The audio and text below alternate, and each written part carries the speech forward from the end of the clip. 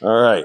The most common mistakes of windlass operation, the single most is probably using your windlass as a cleat. The windlass is not a cleat. The windlass's function is to raise and lower the anchor.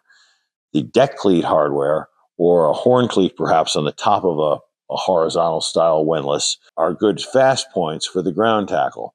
The windlass itself is not an ideal fast point for the ground tackle because every tug and every bob of the sea is backdriving shock loads into the windlass that's just sitting there waiting to be activated. We want to transfer the load off of the windlass, moving that ground tackle, be it a chain or be it rope, onto a deck cleat, either using a snubber or using the rope of a rope chain rode, and getting the weight of the boat off of the windlass while we're at anchor. What can happen if we use the windlass as a cleat? In extreme storm conditions, you could actually bend a main shaft. We don't want to bend a main shaft. That's costly. That's a lot of work to repair. We want to use the deck hardware. There's a reason there's a deck hardware there. There's a reason there's a mooring bit or a big horn cleat or hollow cleat on the bow of the boat.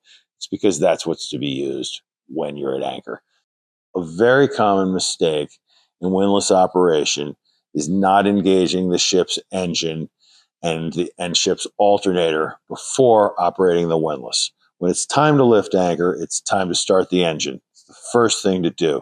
The windlass asks for an awful lot of power when it's starting up, especially, and while it's operating. There is an incredible amount of amp draw. We want the ship's engines running, the alternator churning. The batteries may be in a bit of a depleted state because we've been at anchor, we've been running the refrigeration, maybe we've been cranking the stereo, been having a good time. And if the batteries are compromised, they will compromise the solenoid. If we don't have the alternator churning, low voltage can be delivered into the windlass system, and low voltage is what wreaks havoc and does damage to strike plates of solenoids. They will arc, they will burn, they will scar, and then they will not engage, and you will hear clicking rather than hearing a single click and the windlass beginning to recover ground tackle. If your ship's engine's running, your alternator's churning, and you're driving up over the ground tackle and driving up into the wind, that's going to be your recipe for success in windlass operation.